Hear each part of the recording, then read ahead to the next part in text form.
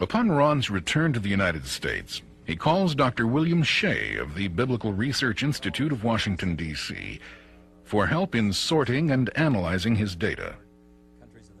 Dr. Shea has also been aware of the 1960 expedition and has for some time been interested in the boat-shaped object as well.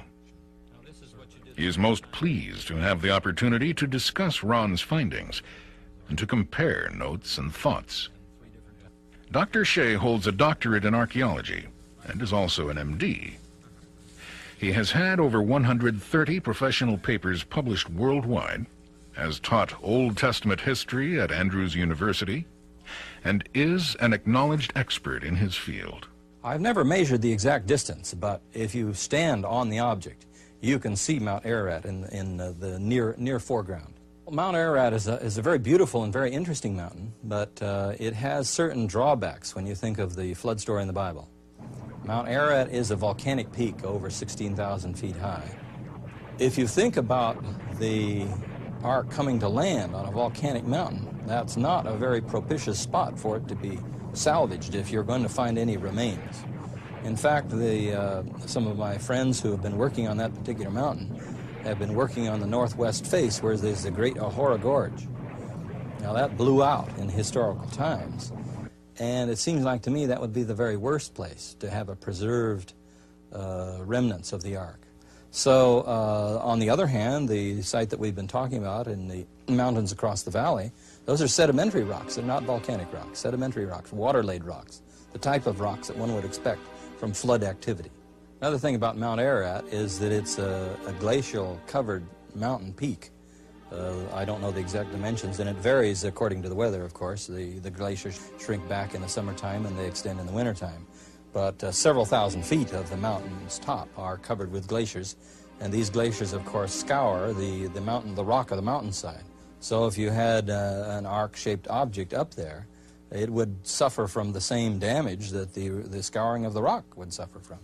Now, the formation that we have, as it's been surveyed both from aerial photographs and on the ground, it's been measured both ways, is 150 meters long, or almost 500 feet.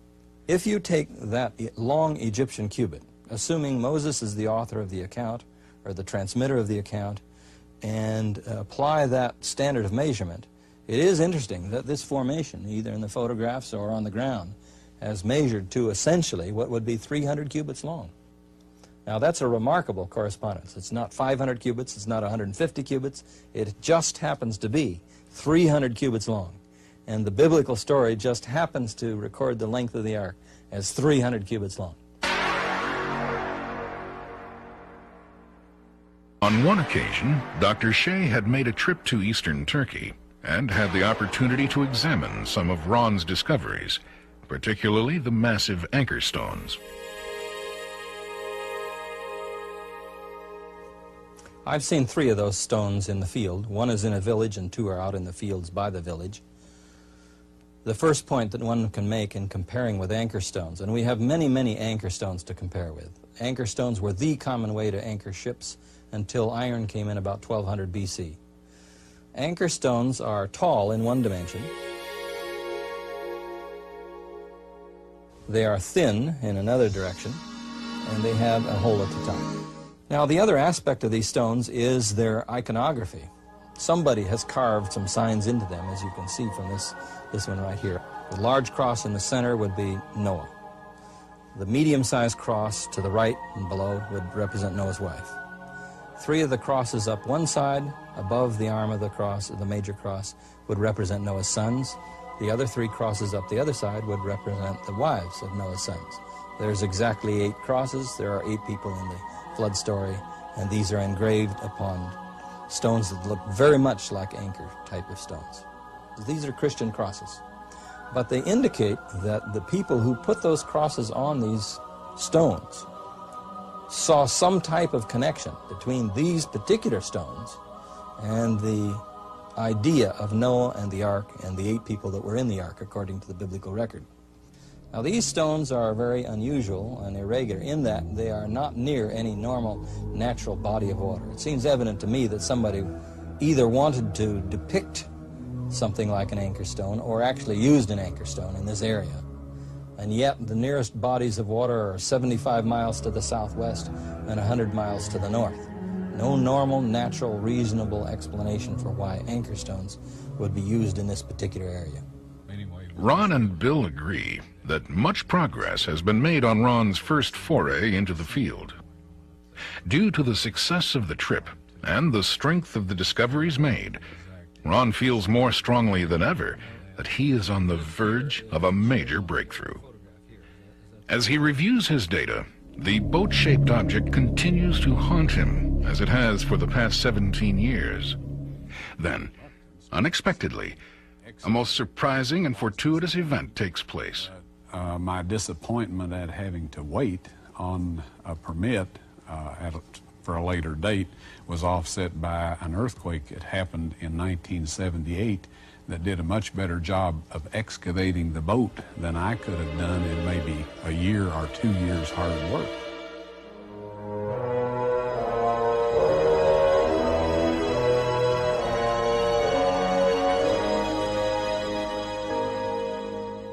Ron is not prepared for the sight he's seeing.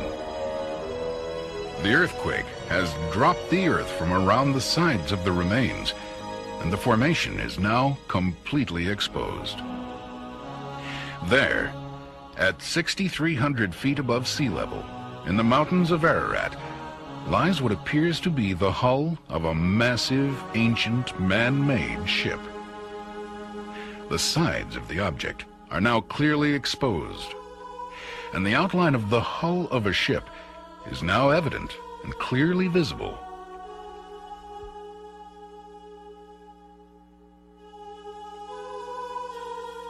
It simply dropped the earth away from the outside of the boat and left the rib timbers and other structures of the boat out there where you could see them.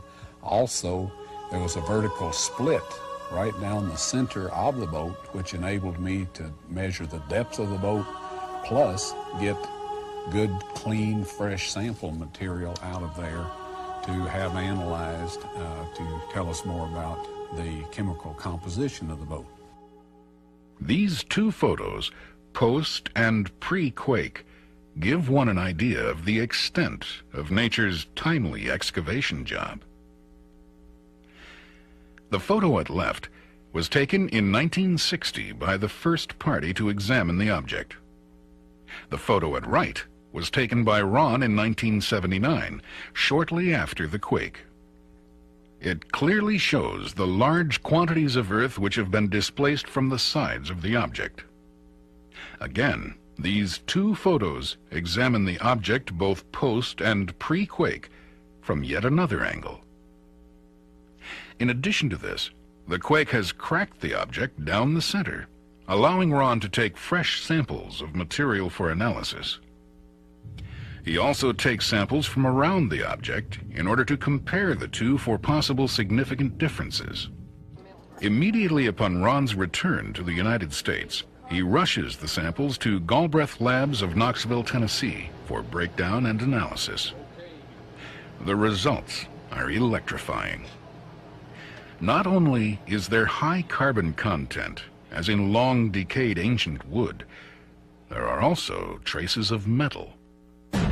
Here are the first definite positive signs that the object is not just a natural phenomenon, but indeed may be man-made. Soil samples have been taken from the formation on two different occasions, in 1979 and again in 1984.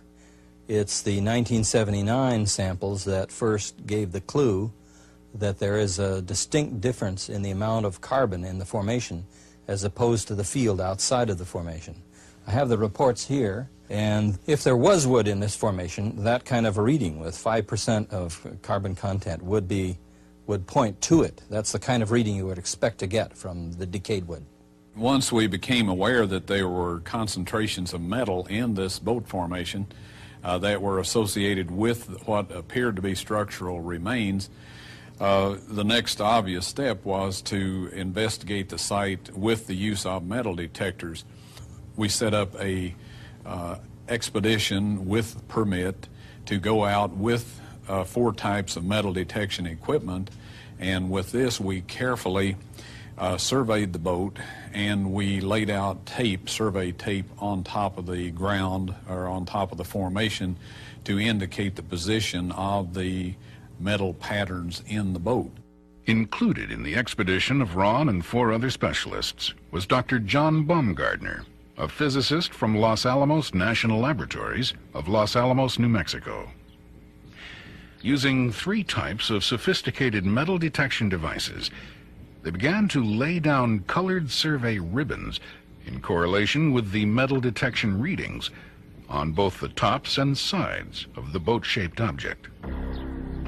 Slowly, a pattern with regular features begins to emerge. The pattern reveals the form of a symmetrical internal subsurface structure of massive proportions. In August of 1984, this is really the next new step in the study of this formation. You could call the year from August of 84 to August of 85 the year of the metal detector, because he took a metal detector went over the formation, and first of all, he got positive readings from his metal detector. Second, as he studied it more with his metal detector, the readings not only showed some readings, but it showed readings in patterns. Now, during that year, from August of 84 to August of 85, he and several other co-workers went over that formation with 3 different types of metal detectors, as I understand it. And the results with all 3 different types of metal detectors were consistent, and they did indeed give a pattern as they laid out strips which show you some of the patterns that they got. Now, they also got crosswise patterns and in a lengthwise patterning, and this was first discovered with the metal detectors.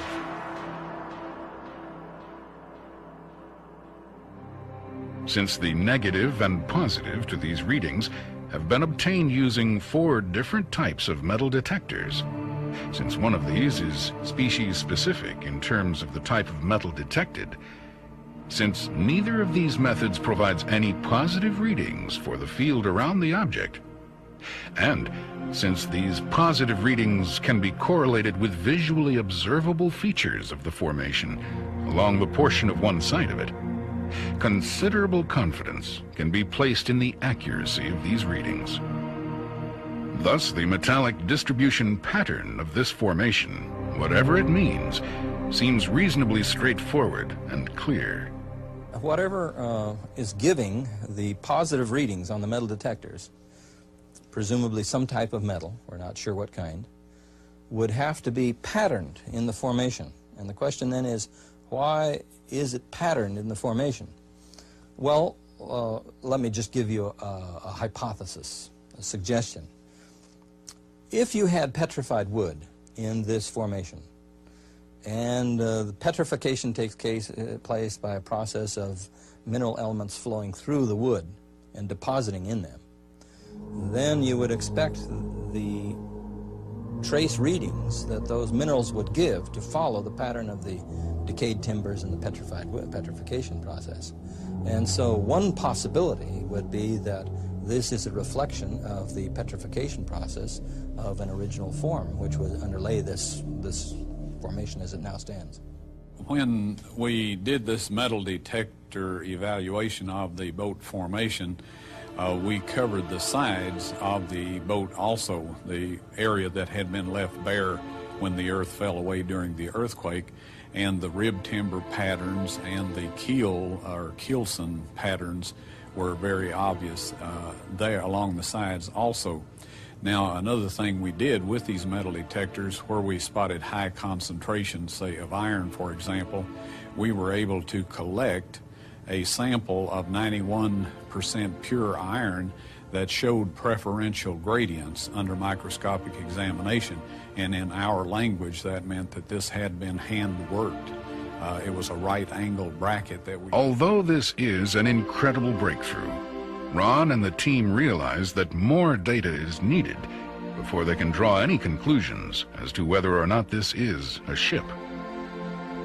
Though exciting and promising, it remains to confirm this pattern with more details and deeply penetrating non-invasive equipment such as the new subsurface interface radar scanner.